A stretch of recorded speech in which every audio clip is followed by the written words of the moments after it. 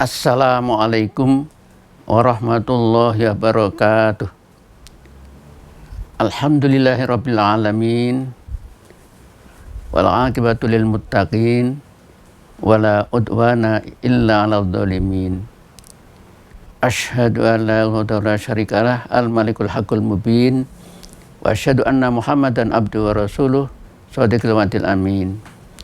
Allahumma shalli wa sallim wa barik ala nabiyyina Muhammad wa ala alihi wa ashabihi ajma'in. La haula wa la quwwata illa billahil aliyil azim. Alhamdulillah, pada saat yang baik ini kita bersua dalam suasana Ramadan, di mana kita mendapatkan karunia anugerah yang luar biasa. Dengan datangnya Ramadan ini, maka kita bersyukur karena kita termasuk hamba Allah yang beriman, dan kita meyakini apa yang disabdakan Nabi, terutama dalam hadis qudsi, bahwa semua amalan anak Adam kecuali puasa itu dilipatkan sampai 10, 70 sampai 700. Tapi khusus untuk puasa, wa ana ajibih, akulah yang memberikan balasan langsung sehingga tidak terhingga. Karena itu mari kita bersama-sama mohon agar tetap sehat dan bisa menjalankan ibadah puasa dengan amalan-amalan utama sebaik-baiknya, sehingga kita dapat meraih anugerah sebesar-besarnya. Ada satu cerita bahwa pada zaman pimpinan Zulkarnain itu pernah pasukan yang akan maju perang nanti akan melewati sungai, dan di situ kamu kalau nyebrang sungai, nanti di sungai itu kamu menginjak sesuatu, ambil dan jangan kamu lihat sebelum sampai di medan yang telah kita tentukan. Apa yang terjadi setelah masing-masing tadi ada yang menginjak sesuatu, kemudian mengambil sebanyak-banyaknya. Kemudian yang kedua hanya sekedarnya. Yang ketiga malah tak peduli, tidak mengambil apa-apa. Telah sampai di medan yang telah ditentukan, kemudian barang yang diambil tadi dilihat, oh ternyata adalah berupa emas intan. Maka yang mengambil banyak, mereka bergembira dan bersyukur. Tapi yang mengambil sedang-sedang saja agak kecewa, mengapa cuma sekedar. Dan lebih kecewa lagi adalah yang tidak mengambil sama sekali. Demikian ini sebagai iktibar bahwa bulan Ramadan yang penuh berkahnya ini, maka kita berusaha untuk bagaimana mengisi dengan sebaik-baiknya. Kadang-kadang kita ini, termasuk saya sendiri, tidak bisa membayangkan betapa Imam Syafi'i dalam satu bulan sampai khatam 60 kali. Ya memang hafid, beliau dengan tekun, seolah-olah waktu yang sangat berharga itu bisa dimanfaatkan. Sedang kita saja kalau khatam sekali saja belum tentu kuat dalam satu bulan. Walaupun sudah habis sholat kita baca. Oleh karena itu mari kita jagalah dalam kehidupan Ramadan ini. Barang siapa menjaga Allah, maka kamu akan dijaga. Yahfadillah yahfadka atau yahfidka. Barang siapa menjaga Allah, maka kamu akan dijaga.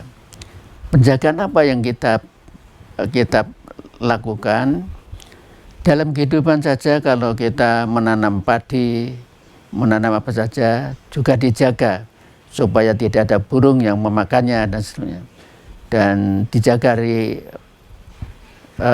orang dan sebagainya.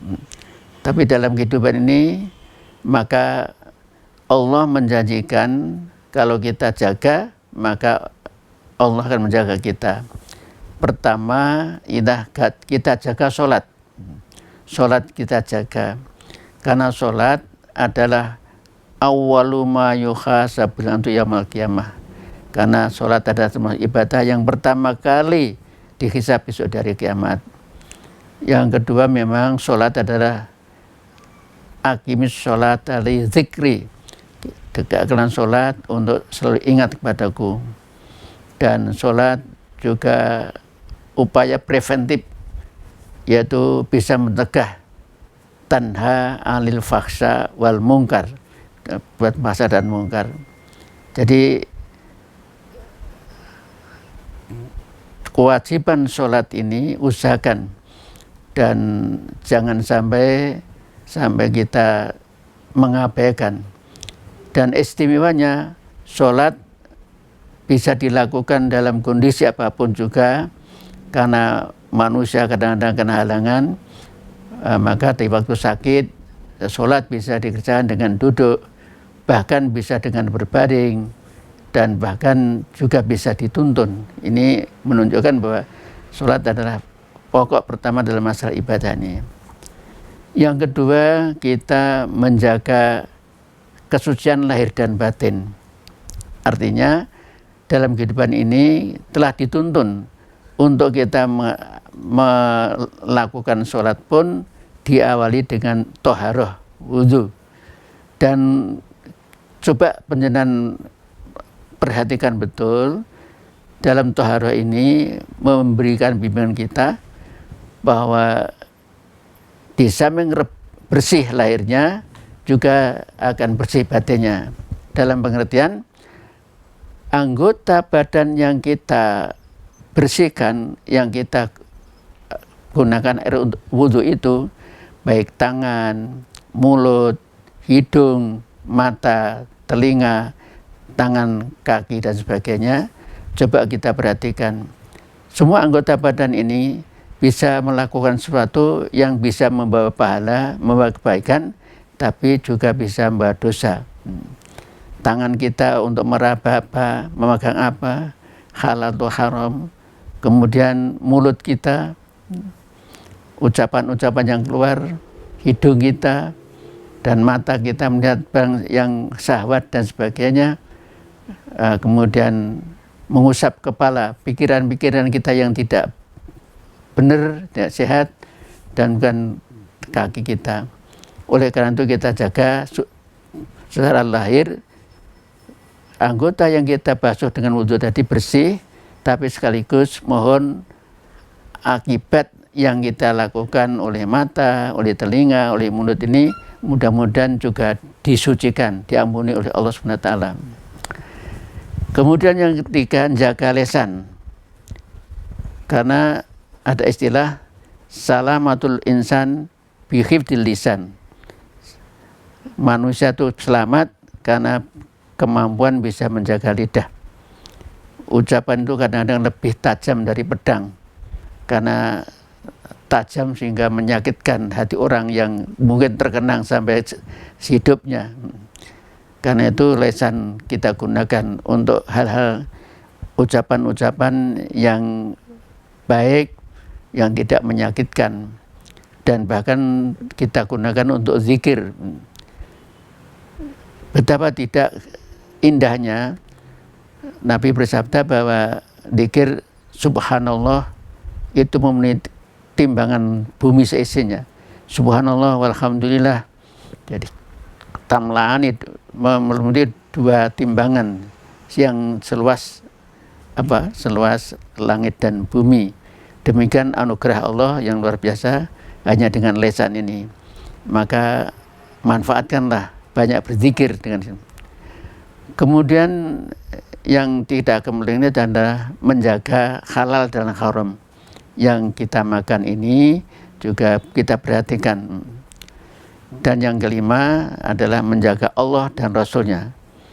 Artinya menjaga Allah itu adalah kita berusaha untuk melakukan perintah-perintah Allah dan menjauhi larangannya.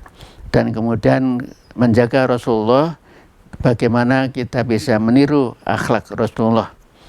Akhlak, karena Nabi termasuk husnul khuluq, ahsanul khuluq, akhlaknya yang paling bagus. Jadi pernah sahabat Anas ditanya bagaimana tentang akhlak Nabi itu, sikap Nabi itu. Ternyata dia menjawab, Nabi adalah ahsanan nas, sebagus-bagusnya manusia. Dan yang kedua, Nabi adalah loman. Dan ketiga, Nabi adalah pemberani. Jadi dalam hal ini Nabi disebutkan adalah sebagus-bagusnya manusia dari tingkah lakunya, sopan santunnya, ini sangat terpuji. Dan yang sangat menarik adalah di waktu perang Uhud itu kan disebabkan kekalahan perang Uhud pasukan muslim gara-gara ada sebagian pemanah tidak mentaati.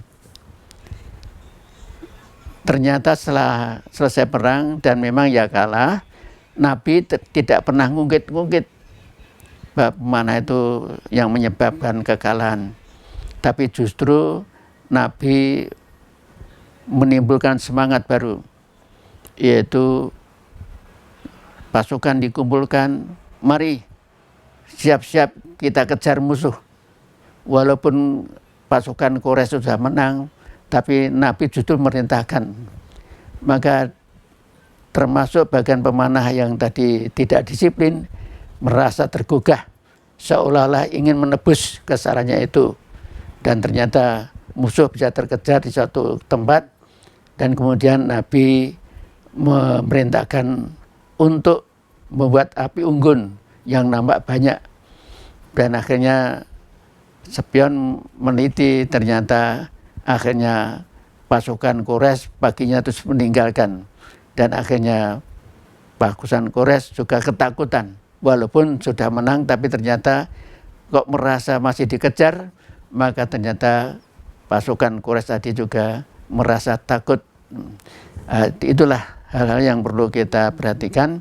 Oleh karena itu mari kita jaga sholat kita jaga kesucian lahir batin kita jaga lisan kita jaga hal haram dan yang kelima, kita jaga Allah dan Rasulnya. Karena apa yang diperintahkan Allah kita jaga, yang dilarang kita tinggalkan betul-betul, insya Allah kita akan terjaga dalam kehidupan kita ini. Demikian, mudah-mudahan kita bisa mengambil hikmah di dalam bulan Ramadan ini dengan menjaga apa yang telah kami sampaikan tadi. Nasrun minallah wa fathun qarib. Assalamualaikum warahmatullahi wabarakatuh.